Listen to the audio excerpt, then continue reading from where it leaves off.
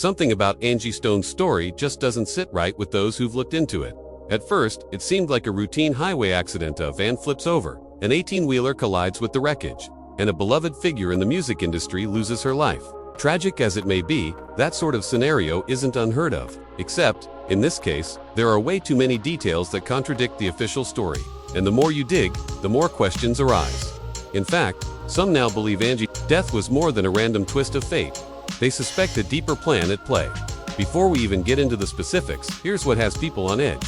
Angie Stone survived that first crash. That's not mere rumor, there's actual testimony from people who were there. People who pulled her from the flipped van and saw that she was alive.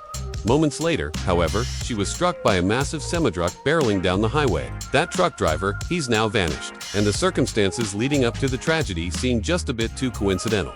If this were all happening in the middle of nowhere, with no other eyewitnesses, maybe the story wouldn't have ballooned into something bigger, but because multiple people have come forward, each sharing accounts that don't match the one-and-done accident report, the internet is buzzing with theories.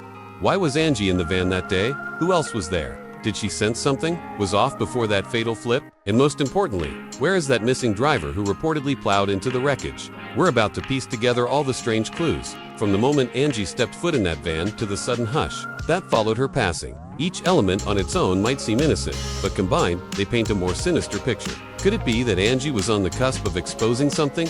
Was her activism or her outspokenness about the music industry putting a target on her back?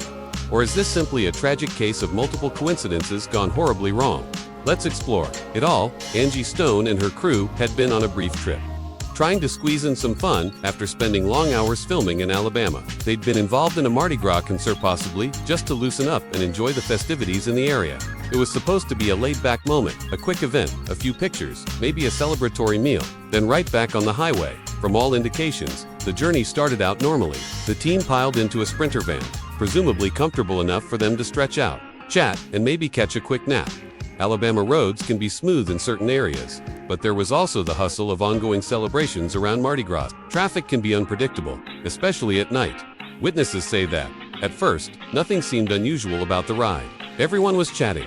Angie was presumably discussing upcoming projects or just enjoying the moment with her colleagues, and they were making their way down the highway with no hint of trouble. But then, out of nowhere, the driver apparently lost control, so the official narrative goes. The van flipped, they say, tumbling multiple times and landing in a precarious position on or near the median.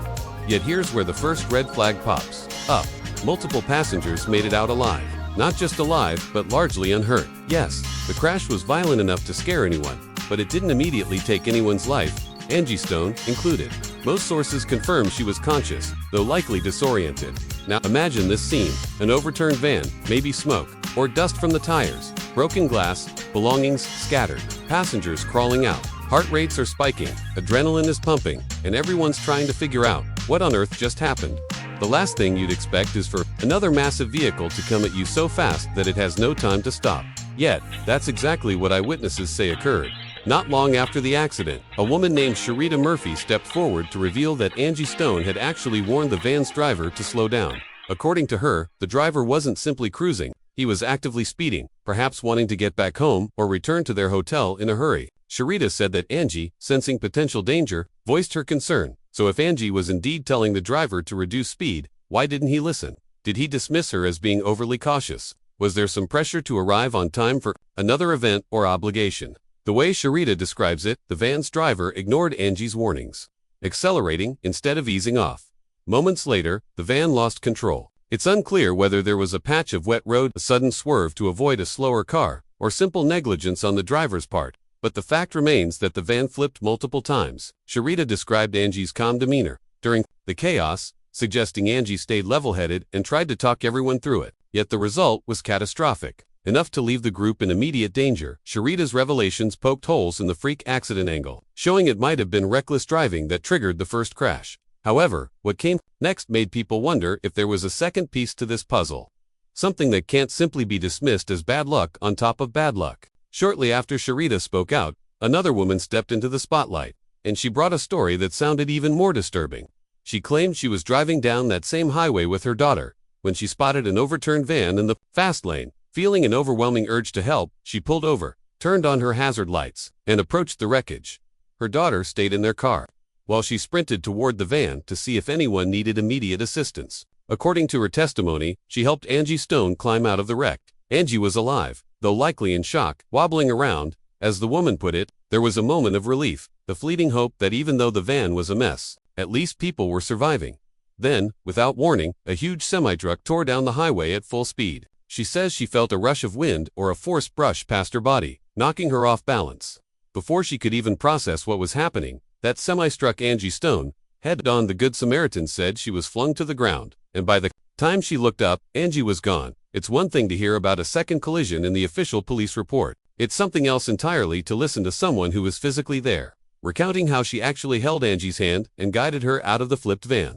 Then, in a matter of seconds, the driver of that 18-wheeler changed everything. Forever. Naturally, people started asking, was the truck driver distracted? Did he simply not see the wreck? Was he under the influence of something? Or, as conspiracy theories began to swirl, had he been sent there for a more sinister reason? Because, as you're about to see, the chain of events does appear oddly convenient. One of the biggest mysteries is the person behind the wheel of that semi. According to preliminary reports, the driver was employed by a trucking company that runs freight along various interstate routes. Not long after Angie's passing, the driver apparently turned in his rig, quit responding to phone calls or messages from the company, and basically disappeared from the radar. His co-workers, or at least one who came forward, claimed this man had a drinking problem, though whether that had anything to do with the crash is unclear. There are no confirmed toxicology reports released to the public, nor official statements about his sobriety at the time. All we know is that he was there, on that highway, driving a massive truck straight into the Sprinter van in a spot where, logically, traffic should have been slowed by the initial accident. But wait, there's more.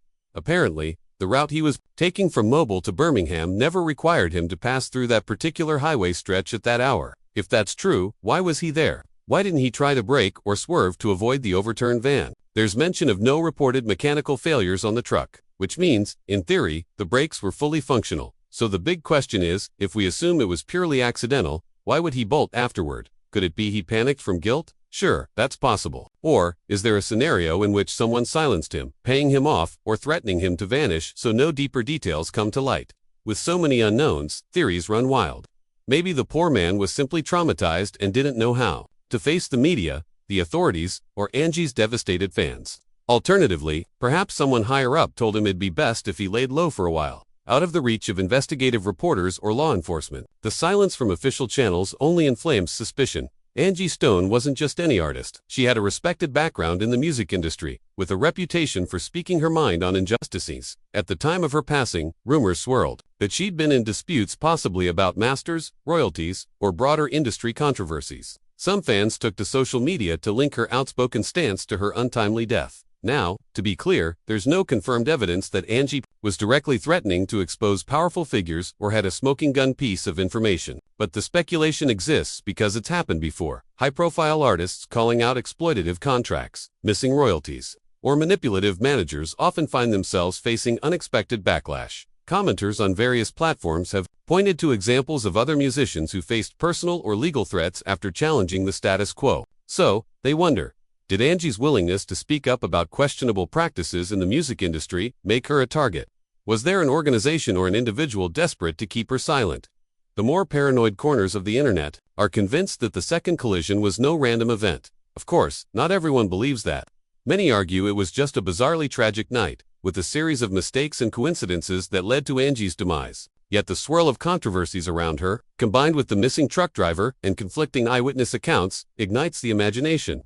When you have an industry where money and power abound, any suspicious death can quickly become a hotbed for conspiracy theories. Adding to the overall sense of unease is the fact that official statements have been scarce. Usually, after a high-profile crash, you see detailed police reports, news conferences, or at least thorough local coverage clarifying the timeline. In Angie Stone's case, we got the basic story: van flipped, truck collided. Angie Stone was lost, and then a swift pivot to silence. Friends, family, and fans have demanded answers. They want to know why Angie told the driver to slow down and was ignored. They want an explanation for how that second collision happened so quickly, and why the truck driver is nowhere to be found. Some question the insurance claims behind such an incident, or the possible existence of dashcam footage from the truck or the Sprinter van. In an age of digital recording and widespread security cameras, it's somewhat odd that no new footage has surfaced publicly. If you look at message boards and social media groups dedicated to unraveling Angie's last moments, You'll find theories that go from reasonable to downright wild. Theory 1. The driver had a vendetta, either personally or on behalf of someone else, and orchestrated the crash.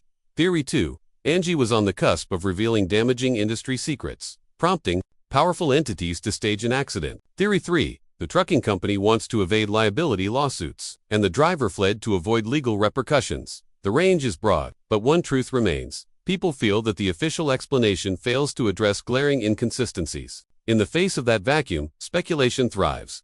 Consider how events unfolded in such a short span of time. Angie Stone warns the van driver to slow down.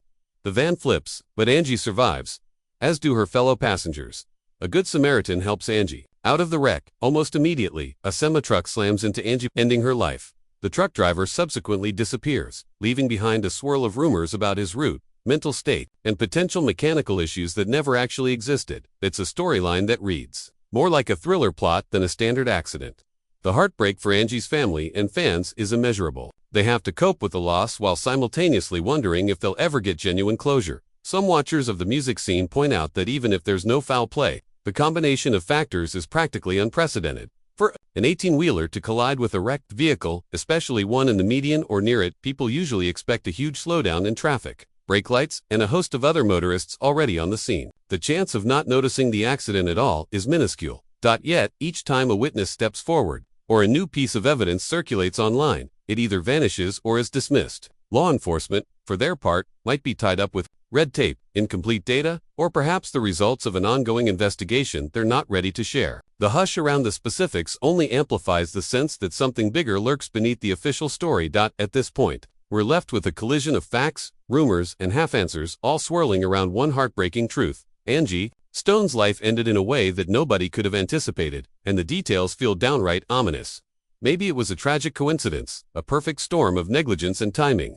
Or maybe certain individuals, whether in the trucking company, the music industry, or somewhere else entirely, knew more than they've admitted. We may never know the full picture. In a world where information can be controlled or hidden, and where accidents sometimes aren't what they appear, the most we can do is stay vigilant and ask the uncomfortable questions. Angie Stone had a reputation for speaking her mind and challenging systemic wrongs. If that drew dangerous attention, then her final moments might have been orchestrated. If not, it's still a sobering reminder that tragedies can strike in ways that defy logic. The real question, the one that echoes in every conversation about her passing, is whether the truth will ever surface. Will someone unearth phone records, internal memos, or undisclosed footage? Will the missing truck driver re-emerge and share a story that could change everything? Or will this remain one of those mysteries that fade over time, with only a few dedicated voices keeping it alive? For those who loved Angie Stone, the hope is that answers do come, and justice, if justice is even needed, finds its way to the right people. Until then, all we can do is scrutinize every detail, challenge the inconsistencies, and keep her memory alive. No matter what side of the conspiracy fence you stand on, one fact is certain: Angie Stone's departure left a void in the music world, and the murkiness surrounding her final moments has made her passing more haunting than most. So tell me, what do you think? Is this merely a freak accident caused by reckless driving and a tragically mistimed truck? Or is there something deeper, something orchestrated, that ended Angie's life prematurely? Feel free to share your thoughts down in the comments. Sometimes, it's only by putting together everyone's fragments of information that a larger truth begins to emerge. And that's where we'll leave it for now. The details may be hazy, but one thing is crystal clear: Angie Stone deserved better. If there's more to this story, let's hope it comes to light sooner rather than later.